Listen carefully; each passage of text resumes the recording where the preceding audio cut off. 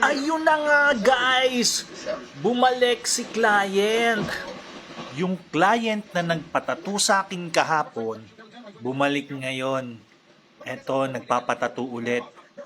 At guys, alam niyo ba kung ano yung design na pinatatato niya ngayon? Chopstick. Kahapon, nagpatato siya ng sushi. Ngayon, chopstick. Siguro, hindi niya makain yung sushi, kaya nagpapatato ngayon ng chopstick.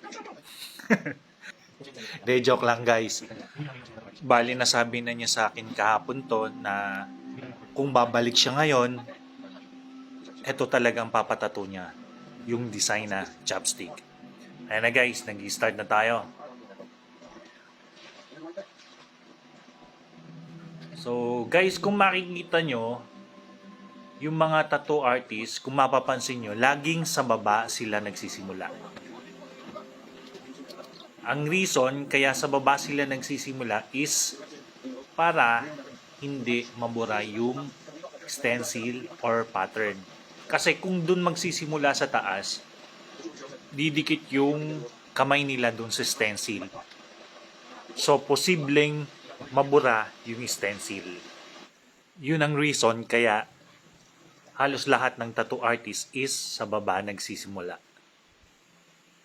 Guys, kung iisipin nyo, parang andali lang itato nung design niya, yung chopstick. Pero guys, mahirap din yan. Alam nyo kung bakit? Kasi yung chopstick is straight line. Guys, FYI lang po, isa po sa pinakamahirap itato yung straight line. Diyan po talaga nahihirapan halos lahat ng tattoo artist. Lalo na po yung mahabang line. 4 inches, 5 inches, 6 inches. Naku, ang hirap niyan.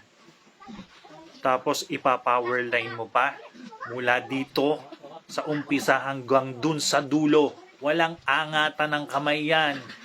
At ito pa guys, kapag nagtatato ng ganyang mga line, mula dito hanggang dun sa dulo, walang hingahan ang artist dyan. Kasi once na huminga ka, pwedeng madamay yung kamay mo sa paggalaw. Pag nadamay yung kamay mo sa paggalaw, nako, liliko na yung linya na yan. Ang pangit ng tingnan. Kaya ang hirap po talaga pag straight line yung tinatato.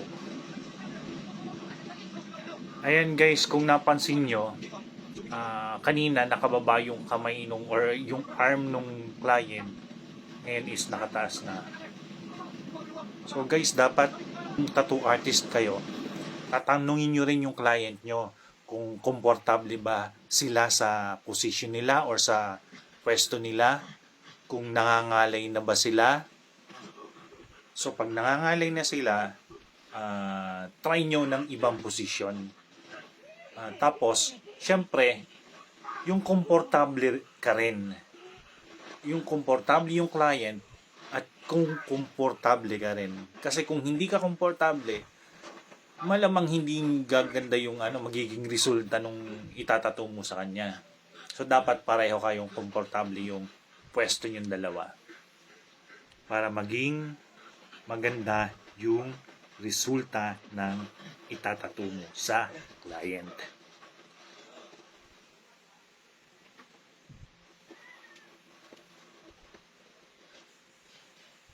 Pinas forward ko na nga pala ulit to kasi hindi talaga po pwedeng real time ang gamitin pag mga ganitong video. Kasi pag mga ganitong design, siguro pag real time aabutin siya ng 1 to 2 hours, mga ganon. So, hindi natin pwedeng gamitin yung real time na 2 hours dito sa video.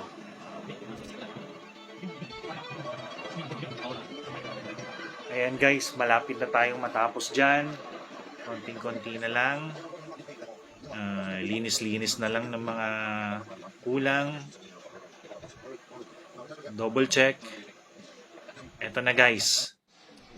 Ayan na yung resulta. ang tattoo natin. Chopstick tattoo. Okay guys, salamat sa panonood. Ingat kayo lagi. And God bless. Thank you guys. Knock, knock, Jones. Huh?